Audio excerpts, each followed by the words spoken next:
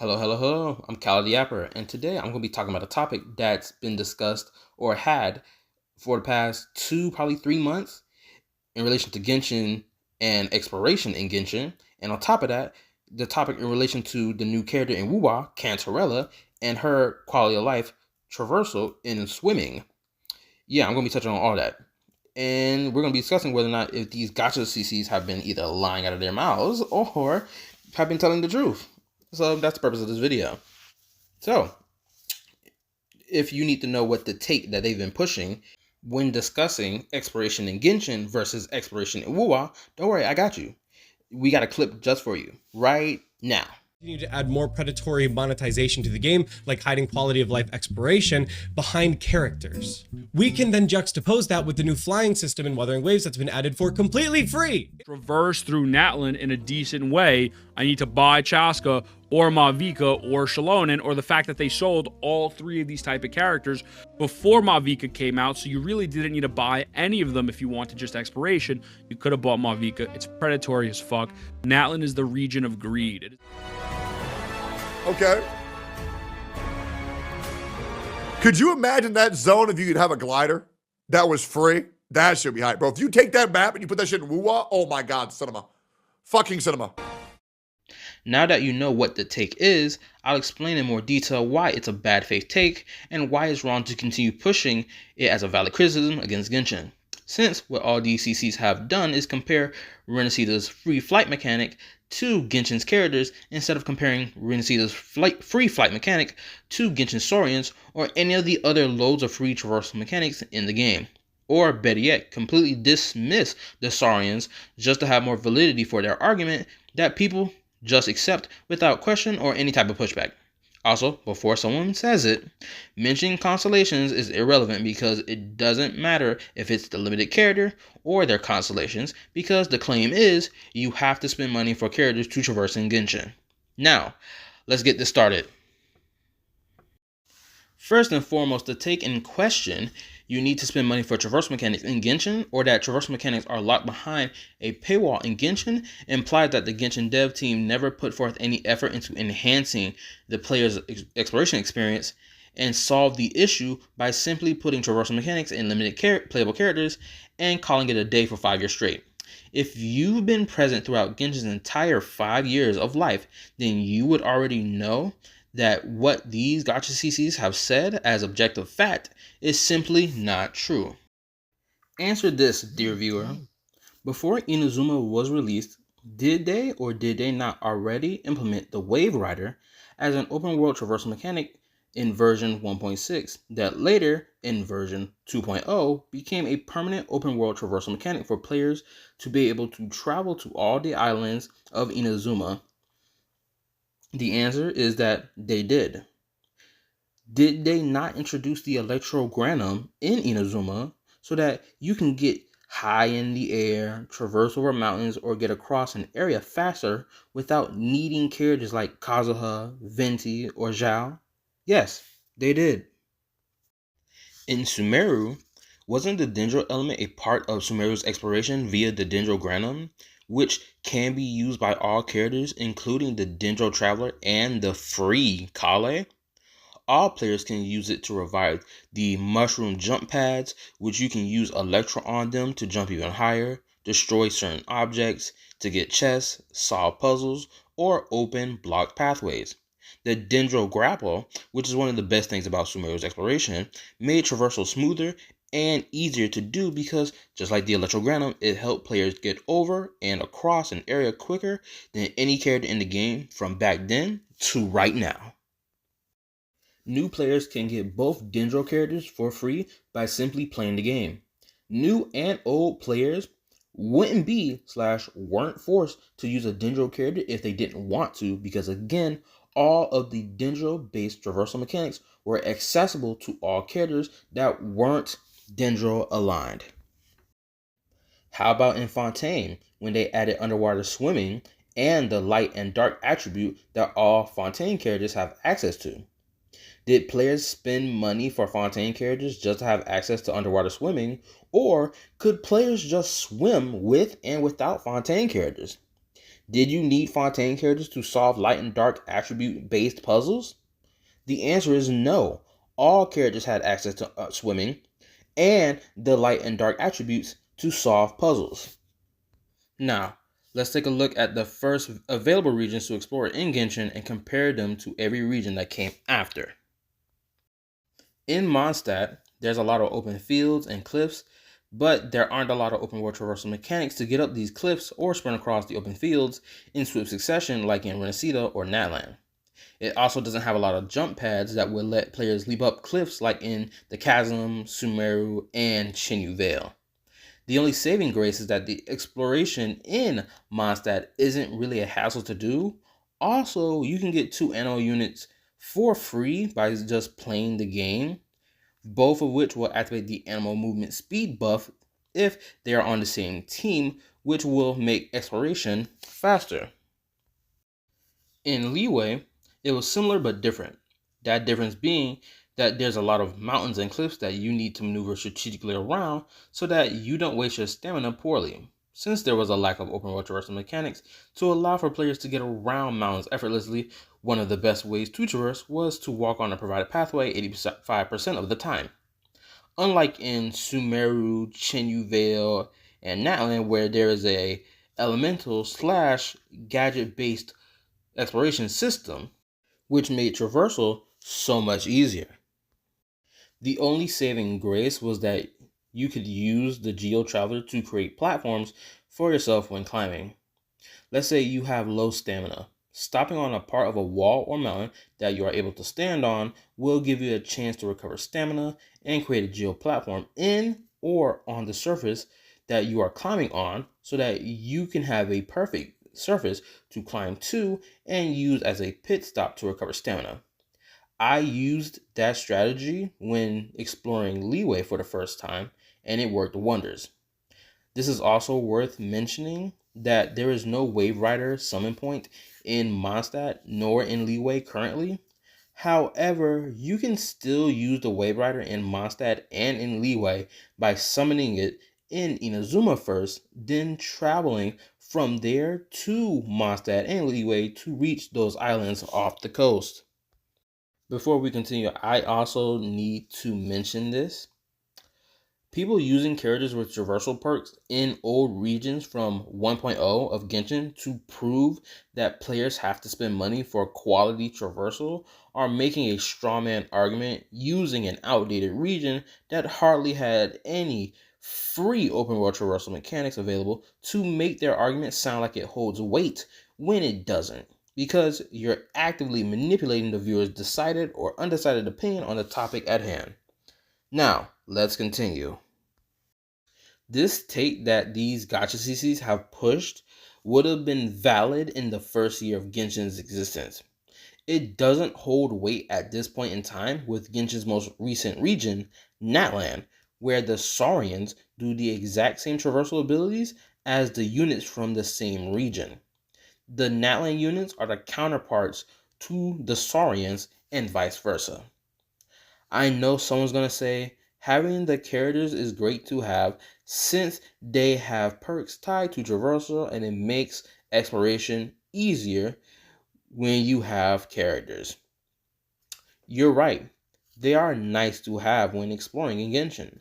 However, the characters are not the standard for traversal nor exploration as a whole, and framing them as the standard for traversal and not the bonuses that they are is very dishonest.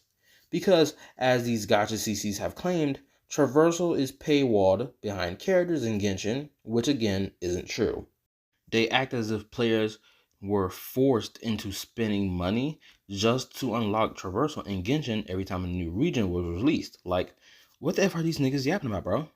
I guess I'm supposed to pretend that I swiped my card every time a new region or addition to said region came out, just to unlock open world traversal mechanics that only the characters have at their disposal? Good lord, this is some S tier gaslighting, and people are just sucking it up.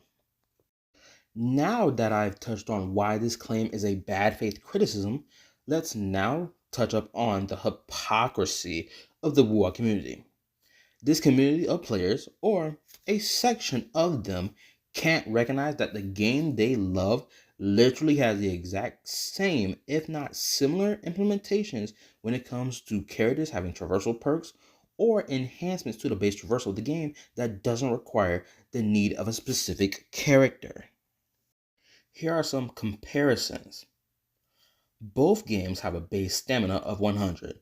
This is excluding the phlogiston, underwater, and Renacida glider stamina. The stamina in Wuwa caps at 240. The stamina in Genshin caps at 240. Both games have characters that have traversal perks related to recovering stamina or reducing stamina loss. In Wuwa, you have Yang Yang, Alto, and Tauchi, who use their skills to recover stamina by a set number, or it just recovers stamina. In Genshin, you have Zhao, Zhanyun, Chevros, and Beto, who have talents that reduce stamina consumption when you are climbing, gliding, sprinting, or swimming. Both games have released characters that possess a traversal ability. In Wuwa, there is Lumi and Alto's skills, which allow them to dash. Shorekeeper's heavy attack allows her to do an alternative dash. Phoebe's skill allows her to glide and cover a great amount of distance in combination with the universal grapple. Jello Mafia's skill allows her to swim through water at a very fast pace and seemingly not lose stamina as well. Carlotta's skill allows her to leap into the air greatly, and so on. In Genshin, there is Lynette, Zhao, and Yelan, whose skills allow them to dash/sprint. Farina and Kokomi can walk on water via their elemental skill and burst respectively. Venti, Zhanyun, and Kaza can use their elemental skills to leap into the air, and so on. Both games have utilities/gadgets that are equipable or are a part of open world traversal mechanics. In Wuwa, you have the glider, grapple, flight, echo transformation, grapple point shooter, propulsion flux, module jump, flowable, leap device, gravitational vortex, wing ray, leap spots, waypoints/craftable waypoints, and so on.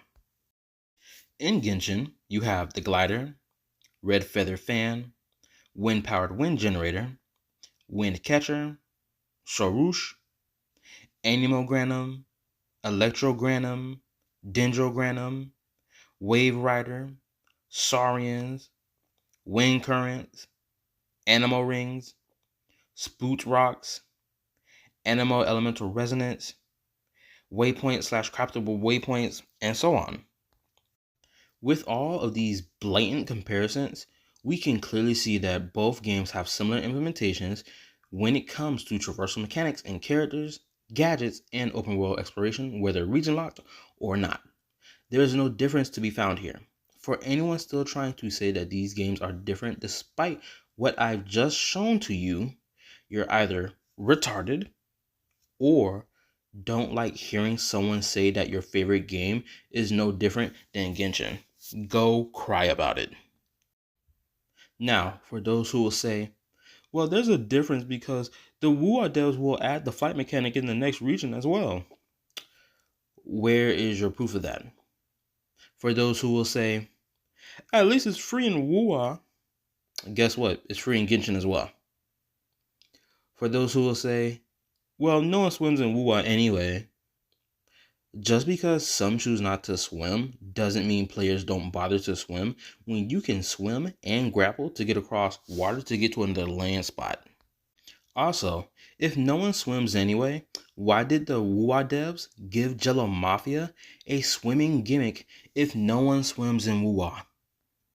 Now, for those who can't see the bigger picture with the existence of characters such as Lumi, Phoebe, Carlotta, and Jello Mafia in Wuwa, let me tell you something.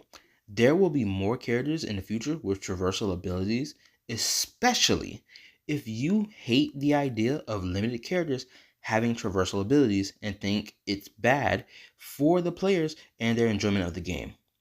It's gonna happen because it's already happening with these characters.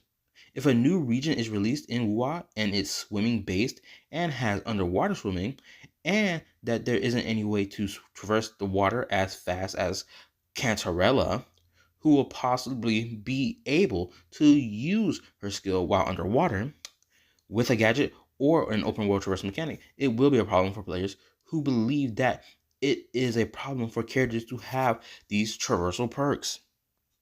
The amount of hand waving, blatant evidence against this take, and full on believing in this take that having a character to traverse in Genshin is a requirement and that you need to spend money for them is ridiculous. I've engaged in comment sections under videos that these Gacha CCs have posted discussing traversal in Genshin, and seeing this behavior is truly stupid and very telling of the community that's being bred. Even the blatant hypocrisy that these WoW players and Gacha CCs ooze is retarded. You can't preach that one game having traversal perks in limited characters is bad and predatory, then completely turn a blind eye to what the game you like is doing as well. On top of that, completely dismissing or downplaying evidence that blatantly free open world traversal mechanics that contradicts your opinionated claims that you push as factual is very dishonest. Make it make sense. I will note that apparently Ethan at least is standing on his principles related to this topic on Twitter and a video he recently posted. That's good, at least. I'd like to end off this video by saying this. I personally disagree with the idea that limited characters in WoW or Genshin having traversal perks is an objectively bad thing for players, since throughout the majority of Genshin and the couple months WoW has been out, there has always been a free-to-play option for traversal in both games, open world exploration, that aren't restricted to only playable characters, as I've proven with the examples I've provided. This isn't a lie, it's objectively true. If we are gonna give criticism to Genshin for something that WoW has equally done, please don't be a hypocrite and don't push lies just to say Genshin equals bad. Make good arguments and provide solid evidence supporting it. I should say this as well, since some idiot is going to mention it. I'm not saying that Genshin is undeserving of criticism. I'm saying that the criticism must hold true weight and value to the conversation, so it doesn't devolve into Genshin equals bad just because you hate Genshin and like WoW more.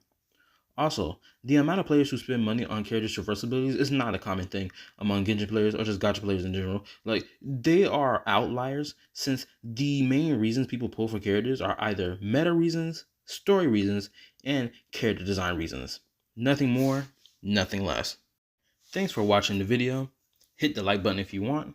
Sub to the channel if you want. I stream these gacha games on my YouTube channel during the week. Sometimes I'm lazy and I stream off schedule. Links to the videos where I got these clips from will be in the description below. If you're interested in proving me wrong, join my YouTube community server and hop on VC and debate me while I stream. Or just type up in the comment section. I'm down for the conversation either way. And also, I will be playing Monster Hunter Wilds today on March 29th today. So look out for that when I stream it with my friends. So yeah, see you later and goodbye.